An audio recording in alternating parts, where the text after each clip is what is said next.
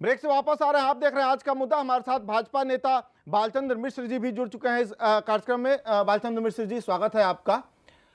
हम दूसरी खबर भी जरा दर्शकों को दिखा लें। ये भी एक महिला से ही जुड़ी हुई खबर है। यूपी सरकार के महिला आयोग की सदस्य राजदेवी चौधरी पर एक महिला ने संगीन इल्जाम लगाए हैं और जब वो महिला राजदेवी चौधरी की शिकायत करने शिवपाल यादव के पास पहुंची तो वहां से उसे भगा दिया गया धक्के देकर। जरा तस्वीरें देखिए। एक साथ आप दो तस्वीरें देख रहे हैं। पहली तस्वीर है यूपी सरकार में महिला आयोग की सदस्य राजदेवी चौधरी की और दूसरी तस्वीर उन पर आरोप लगाने वाली महिला की। आरोप लगाने वाली महिला का नाम है नीलिमा। नीलिमा का आरोप है कि राजदेवी चौधरी उन पर चरित्रहीनता का गलत आरोप लगाकर परेशान कर रही हैं। उनके गार्ड ने महिला के साथ मारपीट की है। नीलिमा के मुताबिक राजदेवी चौधरी उन्हें ब्लैकमेल कर उगाही करना चाहती है और जब नीलिमा अपनी गुहार सुनाने पहुंची शिवपाल यादव जी के दरबार में तो वहां उनके साथ न्याय नहीं हुआ, धक्का मुक्की की गई। जी हां, लोक कल्याण मंत्री शिवपाल यादव माफ कीजिएगा, रविवार को जब गाजियाबाद के गेस्ट हाउस पहुंचे तो नीलिमा अपनी आप बीती सुनाने वहां पहुंची, लेकिन वो मंत्री जी से नहीं मिल पाई। नीलिमा बार बार आरोप लगाती रही कि राजदेवी चौधरी उन्हें जान से मारने की धमकी दे रही हैं, लेकिन उन्हें पुलिस अधिकारियों ने अंदर जाने ही नहीं दिया। उनके साथ धक्का मुक्की की। नीलिमा ने अपने साथ हुए दुर्व्यवहार की तस्वीरें भी बनाई हैं। आइए आपको सुनाते हैं कि आखिर क्या आरोप है नीलिमा बहन का। मेरा क्या होगा मुझे नहीं पता, शायद मेरा मर्डर भी हो सकता है। कौन करा सकता है मर्डर आपका?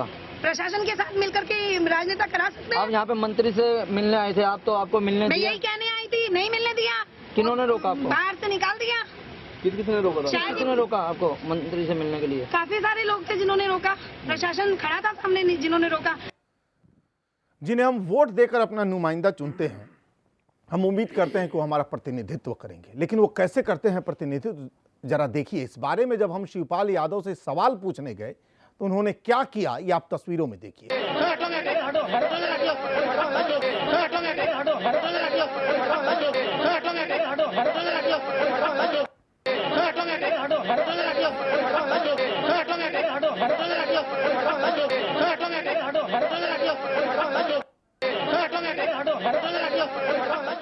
शिवपाल जी, भागना तो पड़ेगा, मुंह तो छुपाना ही पड़ेगा, क्योंकि जवाब देंगे क्या आप?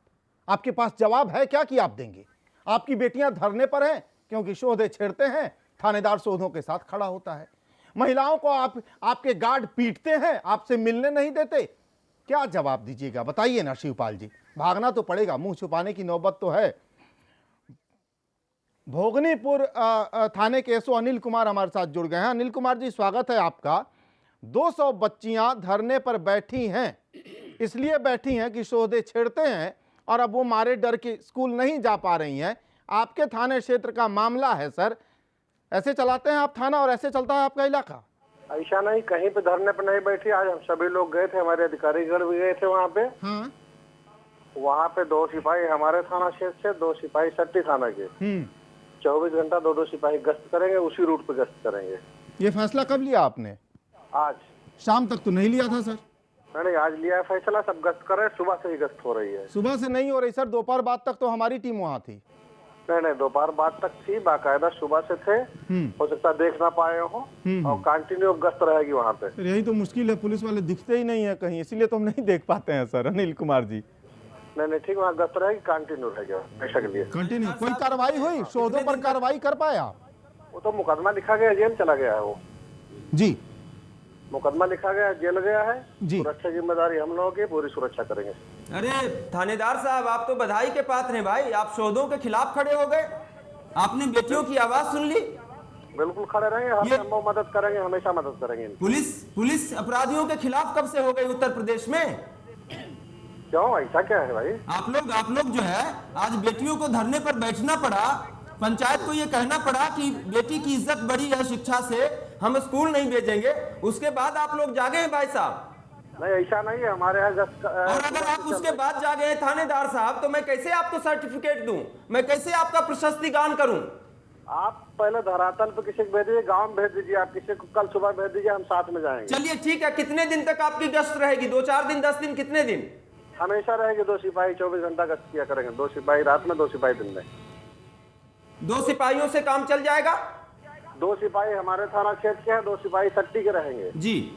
लड़कियां 200 हैं, शोहदे भी जो है अनगिनत हैं उस रास्ते में। 5 किलोमीटर लंबा रास्ता है, 2 सिपाहियों से काम चल जाएगा? 4 सिपाही मान लेते हैं आपकी बात।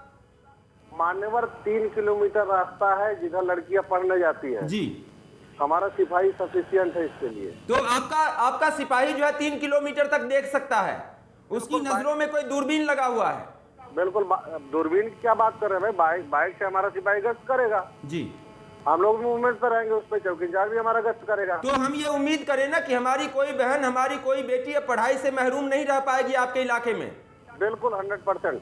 चलिए ठीक है, देखेंगे, आपके दावों पर नजर रखेंगे हम। बहुत बहुत शुक्रिया अनिल सिंह जी, बहुत बहुत शुक्रिया। जो आप दावे कर रहे हैं अगर वो सच हैं तो दिल से आपके लिए शुक्रिया निकल रहा है। अनिल सिंह जी बहुत बहुत शुक्रिया आपका हमसे जुड़ने के लिए जी। लेकिन असित मैं एक बात और बोल दूं, जरा ये जो नीलिमा बहन वाली स्टोरी हमने दिखाई जी, तो मुझे ये तो नहीं पता है कि नीलिमा बहन के आरोप सही हैं या गलत हैं, लेकिन मुझे इतना पता है कि नीलिमा बहन की आवाज जो है हसन रूमी साहब के हवाले से मैं कह सकता हूं कि महिला दिवस के दिन सुनी जाएगी। शिवपाल साहब ने शायद आज इसलिए नहीं सुना क्योंकि आज महिला दिवस नहीं था भाई साहब, न महिलाओं पर कोई सेमिनार था, न महिलाओं पर उनको आज कोई भाषण देने का मौका था। अगर कोई भाषण देने का महिलाओं पर मौका होता, महिलाओं पर कोई सेमिनार होता, आज कोई महिला दिवस होता, तो नीलिमा बहन की आवाज वो सुनते। चलिए, ऐसा मैं हसन रूमी साहब के हवाले से कह सकता हूं। आपकी बात में सिर्फ इतना ही कहूंगा कि उनके ऊपर आरोप लगाने वाली खुदा का शुक्र है कि महिला ही थी जी, कोई पुरुष नहीं था, नहीं आरोप इससे भी ज्यादा लगता। एक महिला ने एक महिला पे आरोप लगाया तो उसमें सरकार की कौन सी जवाबदेही आ गई ये मुझे बता दें। नहीं, सरकार की जवाबदेही नहीं है, सरकार की जवाबदेही है। जी जी जी सुनिए तो, आपने कहा ना कि शिवपाल जी उसको जवाब क्या देंगे? अगर महिला आयोग के अध्यक्ष पर आरोप है, महिला आयोग की सदस्य ने कोई आरोप लगाया और महिला ही के ऊपर आरोप लगाया। अरे तो सरकार है तो आप सुनेंगे नहीं क्या उनकी बात? उसमें कौन सा कानून का उल्लंघन हो गया? अरे तो उनकी बात आप सुनेंगे नहीं? क्यों नहीं सुनेंगे? जनता की आवाज सुनना। कोई किसी महिला के चरित्र पर सवाल उठाकर उसे बदनाम कर रहा है, कानून का मसला नहीं है। अरे जनता की आवाज सुनना भाई साहब ये डिफेमेशन का मामला है सर, कानून का मसला है। नहीं, कानून के पटल पे रखिए आप उसकी आवाज, कानून के पटल पे आप उसकी बात कहिए कि मेरे ऊपर गलत आरोप लगाया, मैं चरित्रहीन नहीं हूँ। मेरे प्रतिनिधि से मिलने तो गई थी, कौन सा गुनाह कर दिया? प्रतिनिधि क्या माल चावने के लिए होते हैं सर? रिपोर्ट की किस थाने में? प्रतिनिधि क्या सिर्फ वेतन भत्ते भोगने के लिए होते हैं, लाल बत्ती गाड़ियों से घूमने के लिए होते हैं? आम आदमी की आवाज प्रतिनिधि नहीं सुनता है। आपके थाने से क्यों वोट मांगने जाते हैं? अभी आप थाने के हवाले से बात कर रहे थे कि थाने में कोई कार्रवाई नहीं हुई, आपने सीधी शाम तक नहीं हुई। आपके चैनल का मैं शुक्रगुजार हूं कि आपके चैनल ने ये दिखा भी दिया कि थानेदार ने उस समस्या का निस्तारण किया। लेकिन मैं इसके लिए आपके चैनल का भी स्वागत कर रहा हूं कि थानेदार ने तुरंत आपको बता दिया कि मैंने कार्रवाई की और मैंने गश्ती भी कर दी। आपने क्रॉस क्वेश्चन किया, उसका भी सटीक जवाब दिया। आपने जो पॉजिटिव बात की उस पॉजिटिव बात का भी मैं शुक्रगुजार हूं। लेकिन अब आप कोई हर बात का सरकार के पास छोटी छोटी बातों के लिए सर, एक विधायक अगर अपने वोटर से नहीं मिलता है तो वैसे विधायक का हम क्या करें? नहीं तो वहां कौन सा विधायक था जो अपने वोटर से नहीं मिल रहा था? उस विधायक को जनता फिर बाहर कर देगी, विधायक नहीं बनाएगी अगर नहीं मिलेगा तो। चले, वीरेंद्र बहादुर सिंह जी हमारे साथ जुड़ गए हैं, एसपी हैं कानपुर देहात के। एसपी साहब स्वागत है आपका। एक खबर आई थी आपके इलाके से, आपके जिले से, वहां 200 लड़कियां धरने पर सिर्फ इसलिए हैं कि स्कूल जाते वक्त, कॉलेज जाते वक्त शोहदे उन्हें छेड़ते हैं। कोई धरने पर नहीं है जी, ये एक 17 तारीख को एक मुकदमा लिखाया था छेड़खानी पे, उसमें उसी दिन अभियुक्त जेल चला गया था जो है जी। आज लड़कियां क्यों धरने पर बैठ गई? इंटीरियर का गांव है, सुरक्षा की मांग की थी, वहां पर पुलिस पिकेट लगा दी गई है। मैं खुद गांव में गया था, कोई धरने पे नहीं बैठा, ना कोई समस्या है वहां पर। लेकिन सर हम तो तस्वीरें दिखा रहे हैं दर्शकों को, आज लोग धरने पर हैं। कौन? क्योटरा गांव के लोग आज धरने पर हैं, हम लगातार तस्वीरें दिखा रहे हैं सर। से आ रहा हूँ गाँव ही से, सबसे कम से कम 200 लोगों को इकट्ठा करके बात किया हूँ, प्रधान को, बच्चों को, महिलाओं को। कोई धरने पे नहीं है। कल घर के गांव वालों ने बताया कि कल कुछ लोग गए थे तो लोगों ने इकट्ठा किया वहाँ जो है और पूछे क्या समस्या है, तो लोगों ने बताया कि हम लोगों ने ये कहा था कि एक छेड़खानी का मुकदमा हम लोगों ने लिखाया था, उसमें पुलिस ने कार्रवाई कर दिया था, अभियुक्त तो जेल चला गया था। उसके बाद से गांव में पुलिस की व्यवस्था कर दी गई है। हाँ एसपी साहब, हमारे संपादक हैं अभिरंजन कुमार जी, आपसे कुछ पूछना चाह रहे हैं। एसपी साहब आपको 200 बेटियों का धरना दिखाई नहीं देता है और आपके थानेदार साहब ये कहते हैं कि मैं उनके 2 पुलिस वालों को देख लूं। ये कैसे हो सकता है? आपको 200 बेटियां दिखाई नहीं देती हैं और गश्त में आप 2 पुलिस वालों को लगाएंगे और वो जनता को नजर आएगा। ये कैसे होगा? क्या आप कह रहे हैं? 200 बेटियां वहां पर धरने पर बैठी हैं, हम तस्वीरें लगातार दिखा रहे हैं, आप कह रहे हैं कि कोई धरने पर नहीं बैठा। ये हो सकता है? बता रहा हूं कि मैं खुद गांव में गया था। तो ये हो सकता है, ये हो सकता है, ये हो सकता है कि अब धरना समाप्त हो गया हो, लेकिन आप ये तो मत कहिए कि कोई धरने पर नहीं बैठा। हम तस्वीरें दिखा रहे हैं। कोई धरना नहीं था, लोग गए थे, उन्होंने बुलाया था, वो फोटोग्राफ्स वो हैं। ठीक है, लोगों ने बताया वहाँ जो है। चलिए एसपी साहब, लोग फोटो खिंचवाने के लिए 200 बेटियां धरने पर बैठ गई। के न्यूज का कैमरा देखकर ना 200 बेटियां फोटो खिंचवाने के लिए बैठ गई। आप मुझे ये बता दीजिए, ये नौबत क्यों आई कि गांव की पंचायत को फैसला लेना पड़ा कि जब तक जो है सुरक्षा नहीं मिलेगी हमारी बेटियां स्कूल पढ़ने के लिए नहीं जाएगी। ये नौबत क्यों आई एसपी साहब? ऐसा कोई नौबत नहीं आई। कुछ लोग गए थे वहाँ, लोगों ने इकट्ठा किया, पूछा, उन लोगों ने ये बताया कि साहब एक मुकदमा लिखाया था हम लोगों ने छेड़खानी का, उसी दिन अभियुक्त गिरफ्तार होकर जेल चला गया था। सारी बेटियां झूठ बोल रही है, गांव का प्रधान झूठ बोल रहा है, पंचायत से जुड़े लोग झूठ बोल रहे हैं, मीडिया झूठ बोल रहा है। एसपी साहब आप सच बोल रहे हैं। चौकी हो जाए तो अच्छा है इंटीरियर पे, तो लोगों की वहाँ प्रॉपर पुलिस की व्यवस्था कर दी गई है और कोई समस्या नहीं है वहाँ जो है। तो वहाँ पर पुलिस की चौकी बनाई जाएगी कि नहीं बनाई जाएगी एसपी साहब?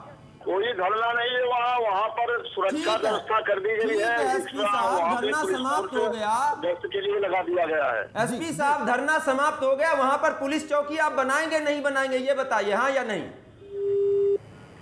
एसपी साहब ने फोन काट दिया। वीरेंद्र बहादुर सिंह ने, हम आपके पास आएंगे। बालचंद्र मिश्र जी लगातार कुछ कहना चाह रहे हैं जी। देखिए, जो मुझे जानकारी है जी, एसओ भोगनीपुर ने भी अपनी पीठ ठोकी कि उसने मुलजिम को भेज दिया पकड़ के।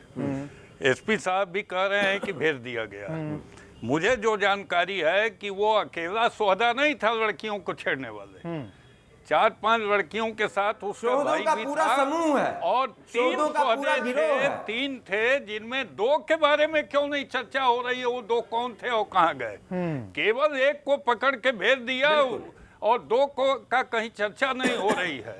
वो अकेले तो सौदा नहीं था, बाकी के लिए क्या हो रहा है? वह भी जब गांव के और सारे लोग वहां चौकी घेर के जाके खड़े हुए हैं, तब खाना पूरी करने के लिए एक को पकड़ करके बंद किया गया। बाकी 2 के बारे में पुलिस का क्या कहना है, यह महत्वपूर्ण विषय। सर हो सकता है बाकी 2 उस क्लास से आते हो जिनको पकड़ने पर एसपी साहब भी भेज दिए जाएं। संपादक जी मेरा एक प्रश्न है कि केवटरा जैसे हजारों गांव कानपुर में और उत्तर प्रदेश में है, पुलिस कब जगती है? जब किसी महिला की, किसी बच्ची की बेइज्जत हो जाती तो पुलिस जगती है, खाना पूर्ति करके जेल भेज देती जब उन्हें लगता है कि हमारी कुर्सी हिलने वाली है। मैं पूछना चाहता हूं कि कितने गांव में पुलिस पेट्रोलिंग कर सकती है, कितने मार्गों पर पुलिस गश्त कर सकती है? इनके पास कोई ऐसी क्या योजना है कि जो सोहदे हैं, जो इस तरीके से अपराधी तत्व हैं, जो इस तरीके से महिलाओं के दुश्मन बने हुए हैं, उनके मन में भय की भावना जगे? तो उनके अंदर भय की भावना तो जगती नहीं।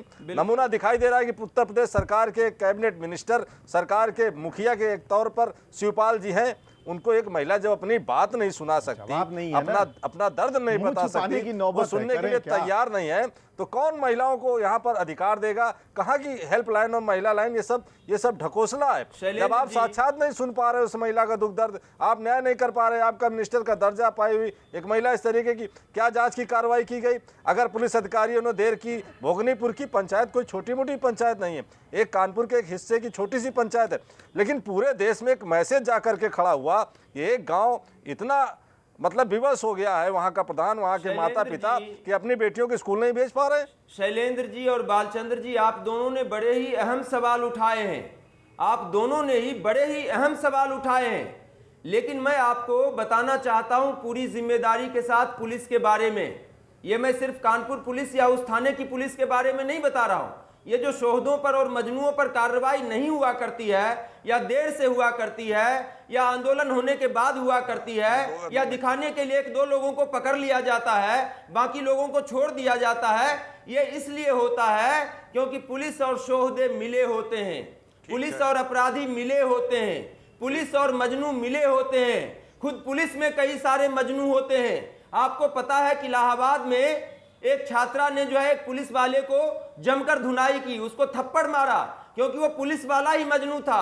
अभी 8 दिन 10 दिन पहले दिल्ली में भी जो है ऐसा ही एक मजनू पुलिस वाला था जिसने दिल्ली विश्वविद्यालय की एक छात्रा के साथ रेप का प्रयास किया और वो मामला पूरा गरमाया।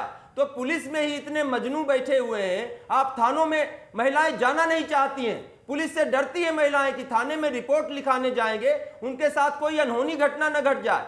तो जब पुलिस में ही इतने मजनू हैं तो पुलिस मजनुओं के खिलाफ क्या कार्रवाई करेगी। दूसरी अहम बात यह है कि आज छोटे छोटे शहरों में भी सेक्स रैकेट इतना तेज चल रहा है, इतना ज्यादा हो गया है सेक्स रैकेट का जाल, और ये पुलिस वालों के संरक्षण में हो रहा है। ये एक ऐसा धंधा है जो दिन दूनी रात चौगुनी तरक्की कर रहा है, इसमें बेहिसाब पैसा है, और ये पैसा इतना बड़ा है कि बहनों बेटियों की इज्जत जाए तो जाए, वो परेशान हो तो हो, उनकी पढ़ाई बंद हो जाए तो बंद हो जाए, उनका ऑफिस जाना बंद हो जाए तो बंद हो जाए, लेकिन पुलिस वालों को पैसा देते हैं ये मजनू और शोहदे जो लड़कियों का व्यापार करते हैं, जो लड़कियों के लिए सेक्स रैकेट चलाते हैं, जो लड़कियों को फंसाते हैं, जो लड़कियों को बहलाते फुसलाते हैं और जो लड़कियों को छेड़ते हैं। ये लोग पुलिस वालों को पैसा देते हैं। इन शोहदों और मजनुओं से पैसा लेकर पुलिस वाले एक किसी को दिखाने के लिए पकड़ लेते हैं 2-4 दिन के लिए और 2-4 को छोड़ देते हैं। ये सारा काम पुलिस वालों के संरक्षण में और पुलिस की नाक के नीचे हो रहा है। जी ताहिरा हसन जी कुछ कहना चाह रहे हैं। जी ताहिरा हसन जी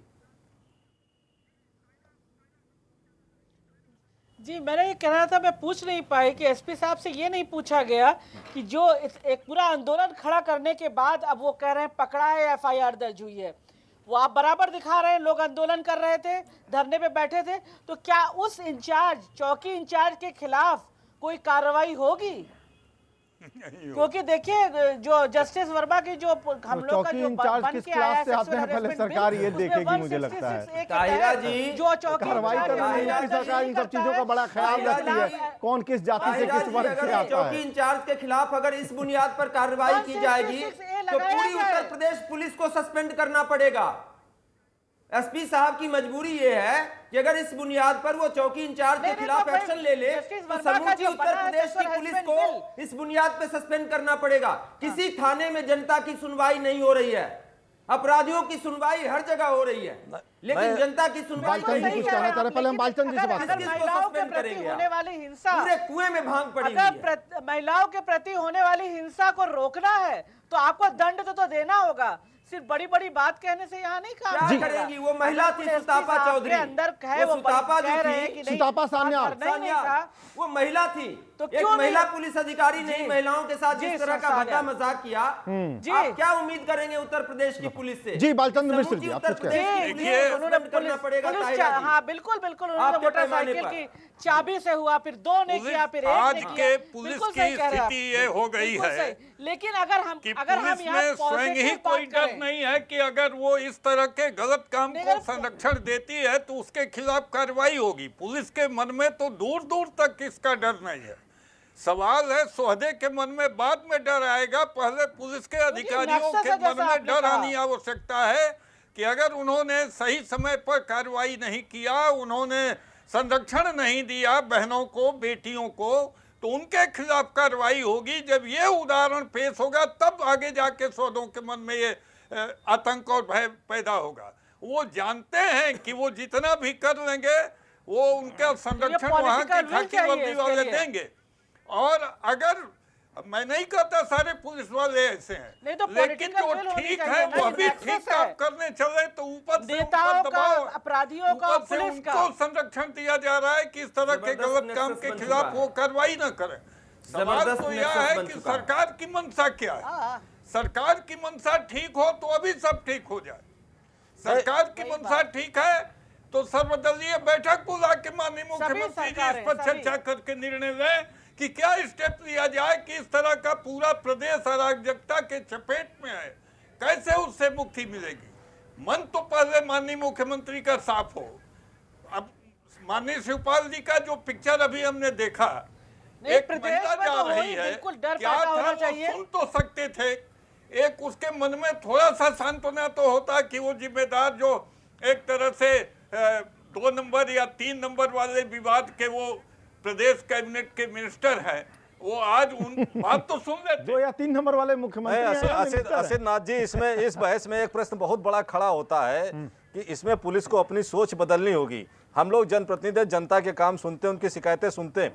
बहुत से माता पिता हमारे पास आते हैं, कहते भैया गए थे थाने, थानेदार ने कहा, मैं इसमें ताहिरा बहन की बात के समर्थन भी कर रहा हूं कि थानेदार ने कहा कि क्या तुम्हें अपनी लड़की की इज्जत प्यारी नहीं जो शिकायत करने के लिए आयो, FIR करने के लिए आयो? अपनी लड़की पर नजर रखो जा करके, उसको जरा देख के भेजा करो, ऐसे मत अकेले भेजा करो। तो ये प्रश्न जब पुलिस कहती है, पीड़ित पक्ष से कहती है, और महिलाओं की अगर कोई सौदा छेड़ता है, उसके बाद कोई लड़की उठाती है, कोई बच्चा उठाता है, तो पुलिस उसको उल्टा कहती है कि इनकी इज्जत खतरे में पड़ गई। शैलेंद्र जी को बदलना पड़ेगा। शैलेंद्र जी, पुलिस वालों की बेटियां भी हमारी बेटियां हैं और पुलिस वालों की बहन भी हमारी बहन है। इसके बावजूद मैं एक सवाल पूछ रहा हूं कि अगर किसी पुलिस वाले की बेटी या बहन के साथ ऐसा हो जाए तो भी पुलिस वाले यही कहेंगे ना कि मामले को दबा दो, इज्जत का सवाल है। नहीं असित जी, अभिरंजन जी, इसमें बात ये होती है कि वो थानेदार कार्रवाई से बचना चाहता है, वो थानेदार मुकदमा नहीं लिखना चाहता, उसके यहाँ एक क्राइम नंबर बढ़ जाएगा, फर्जी एनकाउंटर में सौदा मार दिया जाएगा। इस मामले में उसको रुपया पैसा भी मिलने वाला नहीं है,